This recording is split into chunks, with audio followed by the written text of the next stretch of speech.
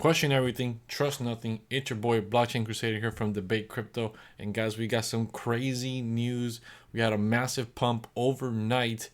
Biden's executive order is here and it is pumping the market.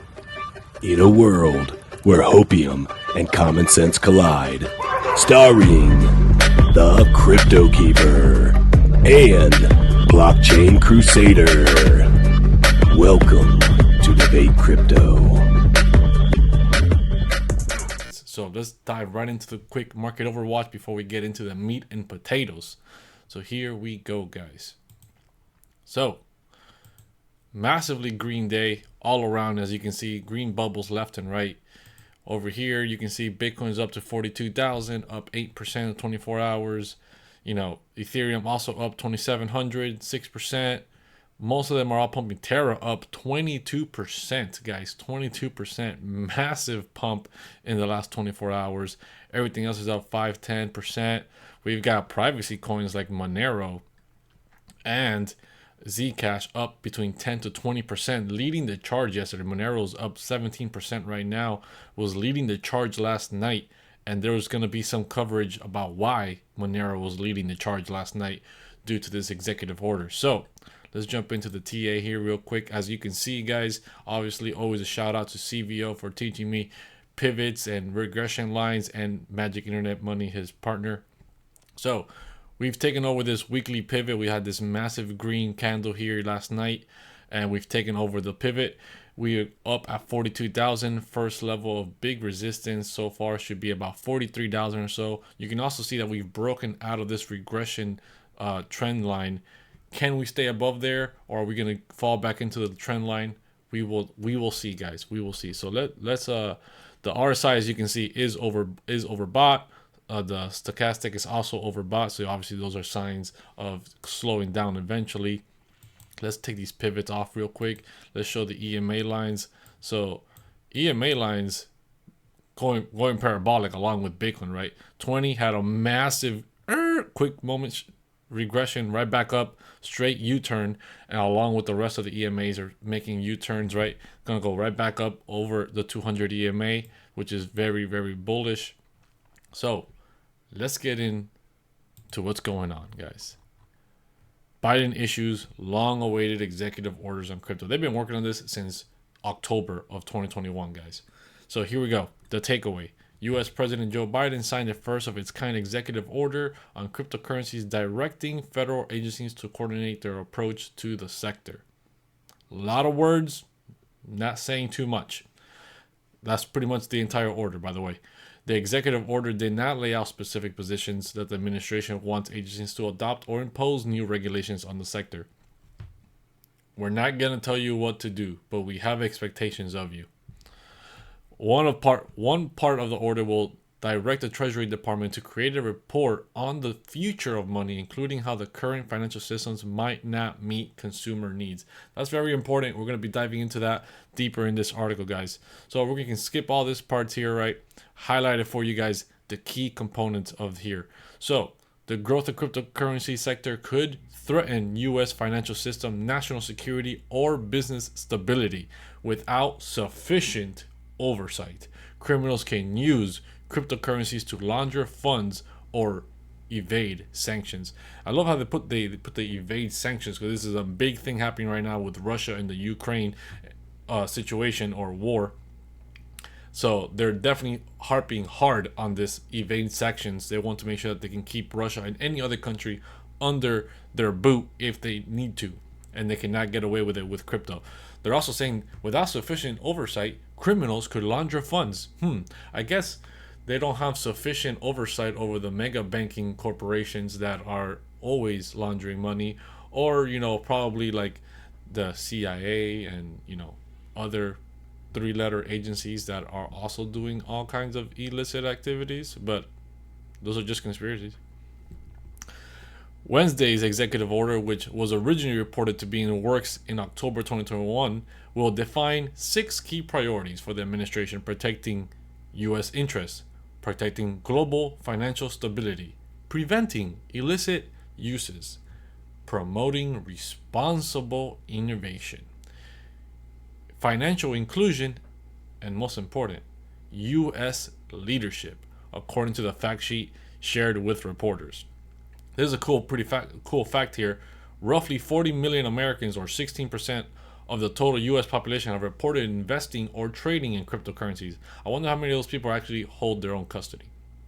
Probably not a lot. Probably there are a lot of them on Robinhood or any other of these other apps that don't hold their own custody, can't even withdraw their own funds, and they're probably just holding Doge. Probably a good majority. I wouldn't be surprised. But drop it in the comments, guys. Let me know what you guys think about these 40 million Americans and what is the likelihood of the assets that they're holding, and if they're holding self-custody. So, investor protection, right? This is one of the key components of this whole situation. Crypto's volatility was cited as one issue that could harm investors by an administration official who pointed out that Bitcoin's price at the beginning of the fog around the world was around 10,300. The price peaked close to 70,000 in November before falling again in the fall of 2021 and start of 2022. Guys, they're literally afraid that you're making too much money. That it's that simple. You're making too much money. It's too volatile. We can't let all these people get rich. We can't let all these people make money.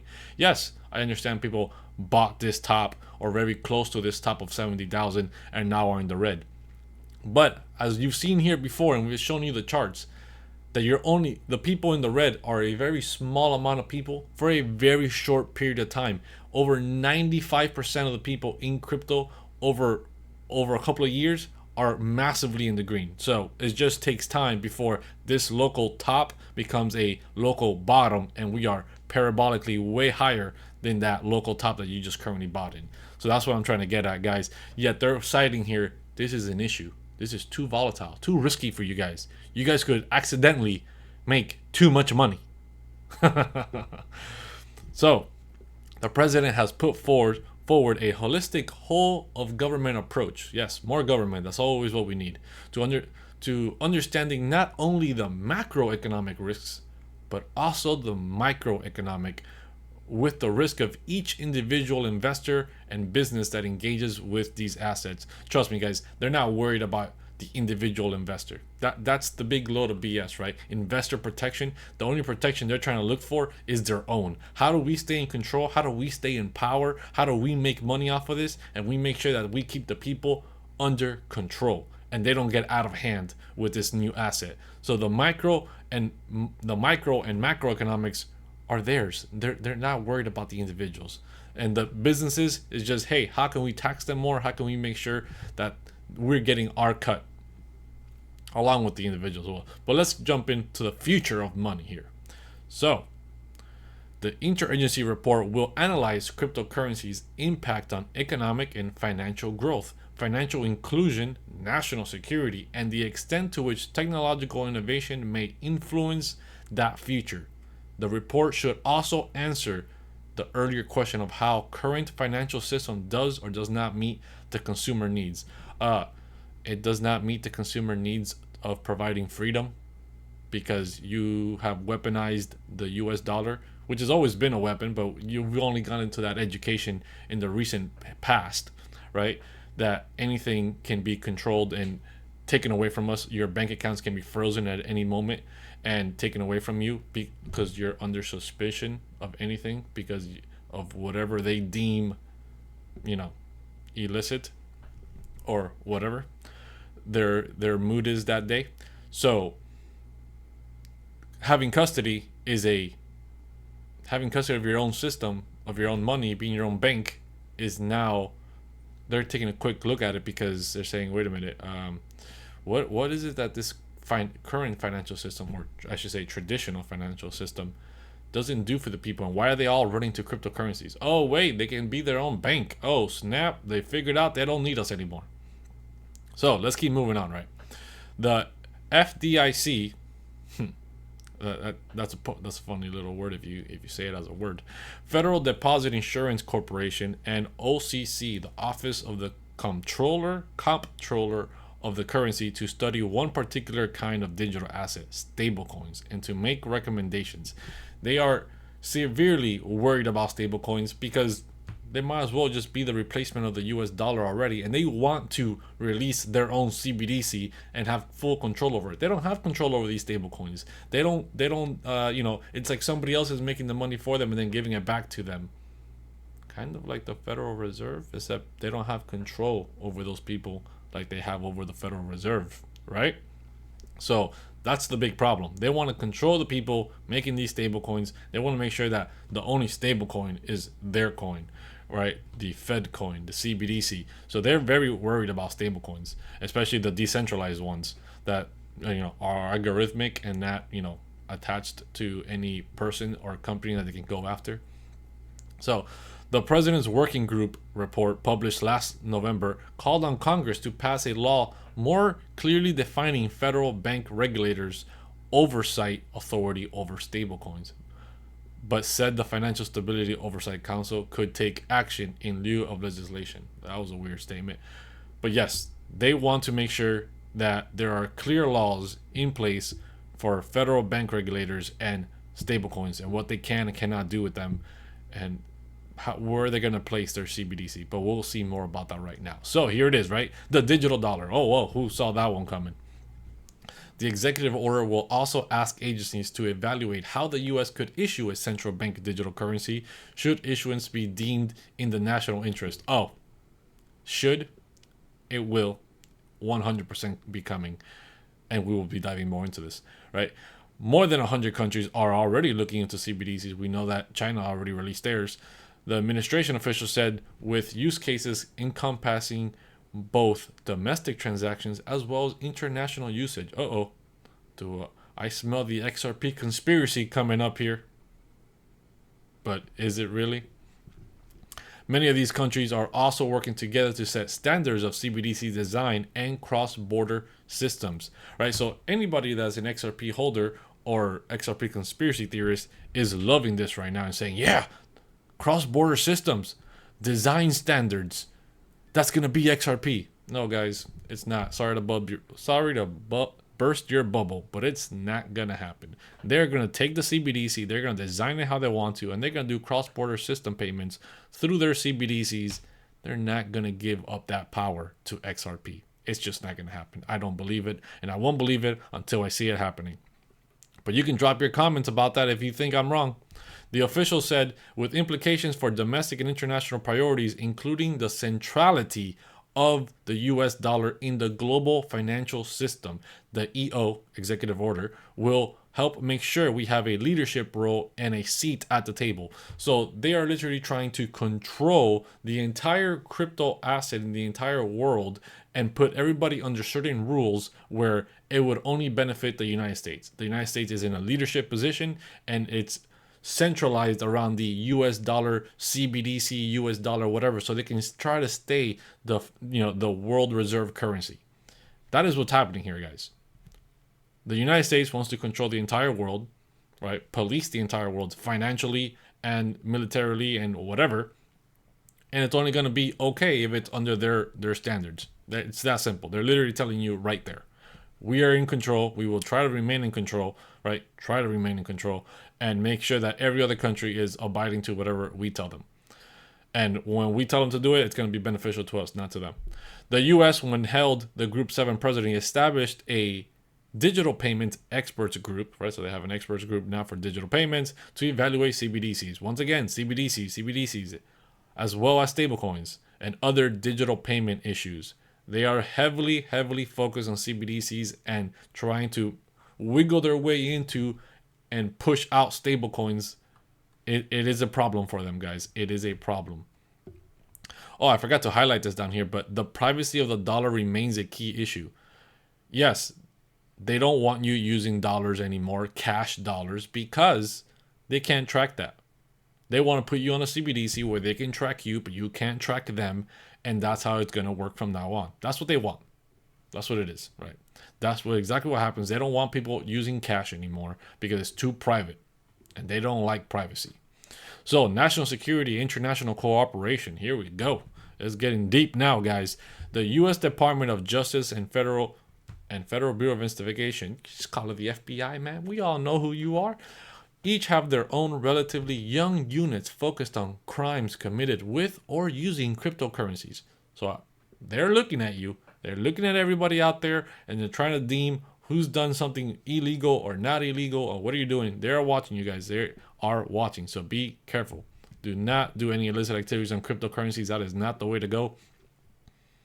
It's just not. And I don't promote any illicit activities. So let's keep going. The insufficiency of international implementation of anti-money laundering networks and frameworks with digital assets is the greatest vulnerability of these ecosystems that criminals are currently exploiting. Are you talking about the dollar here? Not digital assets. Let me tell you that. Because there's no better way to launder money in hard, cold cash all around the world, because mega corporations are doing it already. It's only allowed when it's your friends that are doing it, when it's their friends doing it, right? But not when the average Joe can do it. Oh wait, the average Joe can do it? Oh no, that's a problem. The average Joe cannot launder money. Not that I'm promoting or, justifying it. I'm just saying this is their mentality. We allow it, and we know it exists inside mega corporations, and we allow it to happen with mega banks and all these people. And we just slap them with a little fine, right? They've laundered what, 300 million. We'll give them a $50 million fine. Whatever. That's just an example. It's a slap on the wrist. They're paying you with stolen money, with the laundered money. That's what they're paying you with. So it's literally profitable to do it and get caught anyways. You're just going to pay a fine and keep going. Along with that, they just don't want the average people doing this, right? They don't want the average people, and cryptocurrencies have opened up a gate for people to do this if they know how to. So let's keep going to these highlighted parts. Cryptocurrency networks are not designed with tools like identity screening or the ability to block transactions implemented. Another key worry of the United States government. Wait, we can't stop your transaction from happening? Wait a minute, we can't fully identify who did what and where? This is a problem. We want all these things. We want full 100% transparency. My bad, I can't speak this morning. Transparency, and we want to make sure that if you're doing a transaction that we don't want you to do, we can somehow block that or revert that transaction, just how we do with your credit cards and your bank cards. Because if not, that is a problem for us in the cryptocurrency world. Most cryptocurrency networks are arguably designed to limit identification and be more decentralized. Another big concern. To address this, executive order represents a continuation of the U.S. working to set both financial and technological standards abroad. We want to set standards telling people you can't be private, you can't be decentralized, we need to know everything at all time, and we must be in control, and we must be in the central power of this to our benefit. Right down here says, promoting U.S. leadership in technology and economical competitiveness. To ensure the U.S. remains a leader in using digital assets technology. They only care about being in the center, centralized power, and controlling everyone around them while they are the leader. That is the whole purpose of the U.S. government and their, executive order here. So this has obviously led to this. Privacy coins, Monero and Zcash, led the rebound in the crypto markets last night. I was literally up last night as it was happening. Monero was up 20% before Bitcoin was even pumping relatively any significance. Top privacy coins like Monero and Zcash are surging in price today. I'm wondering why, right? They're talking about all these things over here in this executive order about control and centralization and CBDCs. People are fleeing to Monero and privacy coins, and I 100% believe that is going to be the next pivotal point in the cryptocurrency game. Is going to be a war between privacy coins and federally regulated cryptocurrencies that are allowed or not allowed, right? That is going to be the next biggest conflict in the cryptocurrency game. So we obviously know it's been pumping, right? 18% in the last 24 hours. We also have Oasis, Secret, Horizon, respectively the third, fourth, and fifth biggest privacy coins by market capitalization, also rallying really hard, respectively to 10% or whatever. Not going to get into all that. Privacy coins vary in method and utility, but broadly speaking, they use cryptographic techniques to obscure identifying information, which the government doesn't want you doing. And they're going to be keeping an eye on you. And this is why people are fleeing here, because they want privacy. We need privacy, like addresses and transaction amounts from prying eyes. Prying eyes, big brother. I wonder who wants to be those prying eyes. Zcash and Monero both use cryptographic techniques called zero knowledge proof, which lets users make transactions without specifying any details about the transaction in question, other than the fact that they are legitimate. Also down here says Zcash allows for public ones. So Zcash has an on and off switch on the privacy, which is I'm not a big fan of, but that's just me. So guys, people are literally running and fleeing to these coins because they want privacy and they don't want these governments trying to figure out every single transaction that they're doing, why they're doing it, who they're sending it to, how much money they're holding. And there's no reason they should know these things. They shouldn't. We should be able to have our own control of our own money. If not, it's not your money. It's their money that they're letting you play with. And they're just saying, hey, if you're a good boy or a good girl, you get to do this. If you're not, you don't get to use your money. You don't get to use your allowance this week. I'm sorry, but we're taking your allowance away. We're not allowing you to spend your allowance on this. It's basically just that, an allowance. It's not your money. So, as crypto becomes more mainstream, various governments around the world think now would be a prudent time to start drafting legislation to minimize any potential damage from the developing digital economy might have on traditional financial markets. That's all they're trying to protect. They're trying to protect the traditional system because they're too worried that cryptocurrencies could overtake them or damage their system, because people are just dropping the traditional financial markets and jumping into cryptocurrencies. And they want to make sure that if that is happening, they can control it, they can minimize it, and they can make sure that they can track you when you're over there instead of using privacy coins. And we got down here, right? Elizabeth Warren, it was earlier this week, or last week I should say, Warren and 3 other Democratic senators announced that they would be drafting a new bill to ensure crypto isn't used by Putin and his cronies to undermine our economic sanctions. That's a big worry. I keep telling you, they're terrified of this. Terrified of losing power, like every government is. Once a government approaches or grabs a new piece of power, a new level of power, they do not ever want to let that power go. Initial reporting of the new bill indicates that it would seek to make it easier to identify users who move money between private crypto wallets like MetaMask or Wallet Connect. We already know what happened with MetaMask earlier last week. They want to know everything about you in the crypto world, what you're doing, where you're sending it, how much you got, who you're transacting with, everything. And this is why the privacy coins are pumping. And the privacy coins are going to lead the next crypto war against the traditional system. They just really are. With crypto falling under the microscope like never before, market activity suggests that investors may be flocking to more privacy-centric cryptocurrencies. Guys, if you have not been getting decentralized, if you've not been getting decentralized and private, you're doing it wrong, right? You are going to lead yourself into a moment where they're going to have complete control over you. They're going to weaponize, which they have been, the centralized exchanges, the fiat on-ramps and off-ramps, and they're going to be knowing exactly every penny, dime, and nickel that you're spending in crypto, in the crypto asset world, and they're going to be limiting you. They're going to be limiting you on what you can and cannot do with your transactions, with their CBDCs, with whatever. Cryptocurrencies were a revolution against the traditional system, against government, to be able to have control over our own money, to actually be able to say, it's my money and I can do whatever I want with it. It's not an allowance that you give me and you allow me to spend in certain ways when not you deem it's okay. That is what cryptocurrencies are. That's what they've always been, and that's how they need to stay.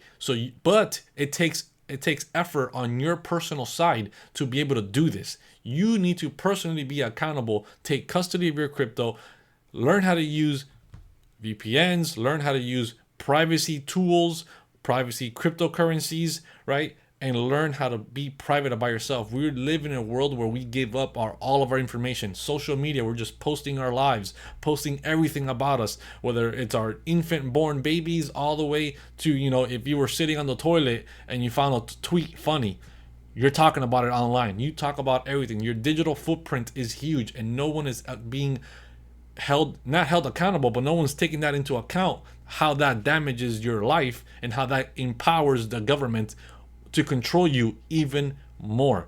So guys, like always, question everything, trust nothing, and until next time, hodl like it's hot.